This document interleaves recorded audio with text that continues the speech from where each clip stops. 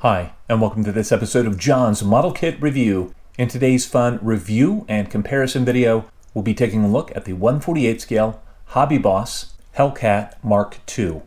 The plastic parts for this kit were originally released in 2009, and my boxing featured new decals, and it was released in 2012. This is HobbyBoss kit number 80361. In this video, I'll give a little bit of the history of the Hellcat Mk.II. We'll go through the kit instructions, and we'll talk about any problem areas to watch out for during the construction phase of the build. We'll look at the detailing on the small parts that make up the landing gear and the engine and the interior of the kit. We'll look at the exterior surface detailing, and we'll talk about the fit of the major parts of the kit. We'll take a look at the clear parts, and we'll talk about the fit and the clarity of those. We'll also look at the marking options that are included in the kit, and we'll talk about the quality of the decals themselves. And we'll talk about how this kit compares to the competition from Eduard. If you like in-depth model kit reviews and model building technique videos, please consider becoming a member. Depending on the level of membership, members get perks like early access to new videos, bonus content, etc. Your support is very much appreciated, and it will help me to continue to make great model making content on this channel. A brief history of the Hellcat Mk.II in British service. The Hellcat Mk.II was the British designation for the Grumman F6F5 Hellcat, which was a U.S. Navy single-seat fighter aircraft during World War II. The Hellcat was truly a war-winning aircraft, with 305 American pilots going on to become Hellcat aces. In British use, they saw action off Norway, in the Mediterranean, and in the Far East. In the European and Mediterranean theaters, these Fleet Air Arm Hellcats primarily faced land-based aircraft, so they experienced far fewer opportunities for air-to-air combat than their U.S. Navy and Marines counterpart. Nevertheless, they claimed a total of 52 enemy aircraft kills during 18 aerial combats from May of 1944 to July of 1945. The Hellcat Mk.II was powered by a 2,200 horsepower Pratt & Whitney R2800 10W, and the W stood for water methanol injection. Maximum speed on the Hellcat was 391 miles per hour. It was typically armed with 6 Browning 50 caliber machine guns. It could carry fuel tanks for extended range and a wide assortment of rockets and bombs. Looking at what comes in the box, there are 5 sprues of gray plastic parts and 2 sprues of clear parts, in addition to a slide molded, one-piece engine cowling and decal sheet. Looking at the instructions, step 1 covers the assembly of the cockpit area. It also covers the bulkheads fore and aft of the cockpit and the engine mounts for the aircraft as well. Looking at the detail parts themselves, these look to be very well molded. The seat actually looks really good, although I may use a true detail seat simply for the molded in seat belts. The instrument panel itself is represented by a decal that fits over the raised detail on the instrument panel. There are also several decals for the side consoles, although these look to be very simplified. In the second part of step 1, we are building the engine, as well as the underwing rockets and the tail wheel. Looking at the detail on the tail wheel assembly, these parts look to be very well molded. There's very nice detail on them, and I think these will turn out great. In this picture, you can see the kit engine, and while it's not the most detailed R2800 I've seen, it should look good once it is painted and weathered and detailed out a little bit.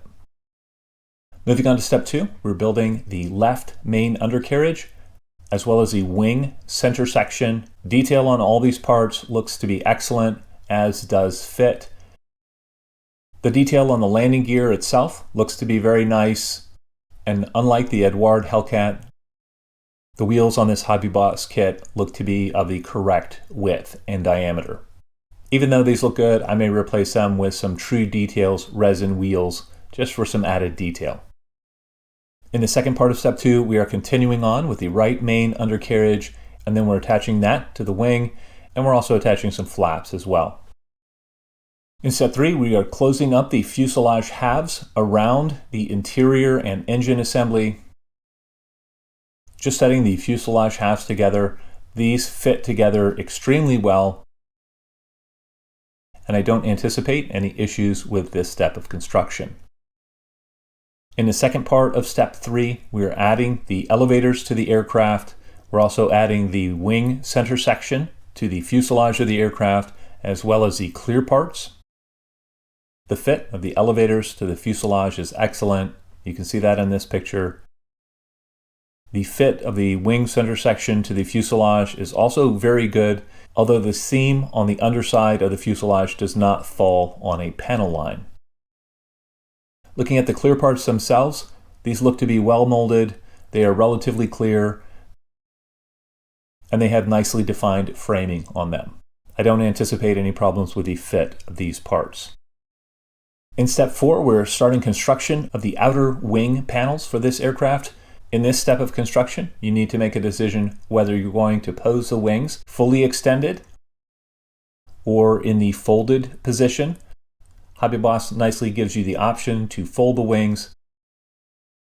The wing folding parts themselves look to be of excellent quality, and the fit of all of these parts is superb, regardless of which direction you choose to go.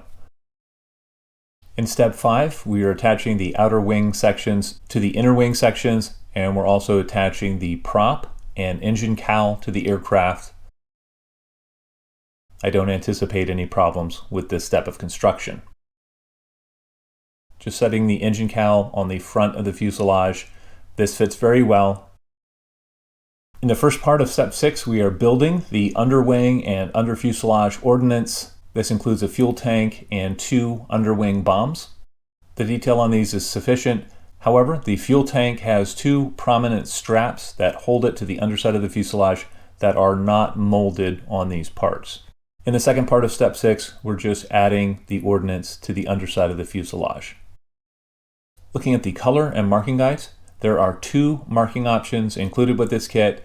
Both marking options are for aircraft in the dark sea gray and dark green over sky, and it's nice that the marking guides are printed in full color to use as a reference.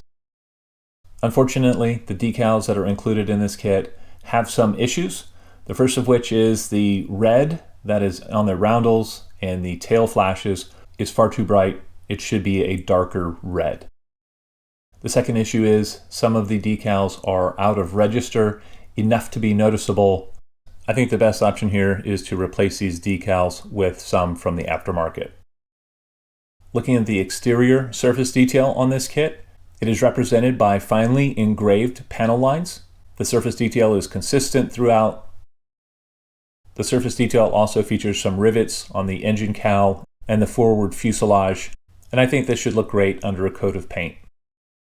The fit on all of the parts on this kit is actually excellent. There's very little flash on the parts, and I don't anticipate any problems in the construction phase of this build. And that brings us to the one major problem of the HobbyBoss Hellcats, and that is that the upper fuselage is far too rounded. This means that the canopy is far too wide and far too bulbous looking on the finished kit. In this photo, you can see the HobbyBoss fuselage compared to the Eduard Hellcat fuselage, and the Eduard Hellcat fuselage is the correct shape, and the cockpit opening is the correct size. The HobbyBoss is just way out of scale here.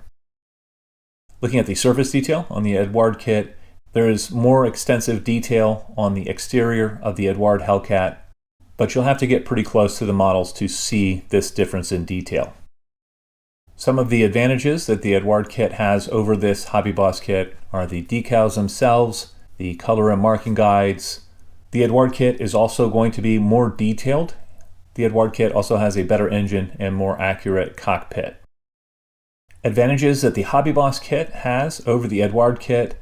First of all, the main landing gear wheels on the HobbyBoss kit are more accurate. Secondly, the HobbyBoss kit features much more accurate wheel well detail on the main landing gear. The HobbyBoss kit also gives you the wing fold option, whereas the Eduard kit does not include that. And the HobbyBoss kit is going to be just a little bit easier in the construction phase of the build. Another potential advantage of the HobbyBoss kit is the fabric detailing found on the ailerons and the elevators and the rudder of the kit when compared to the detailing on the Eduard parts.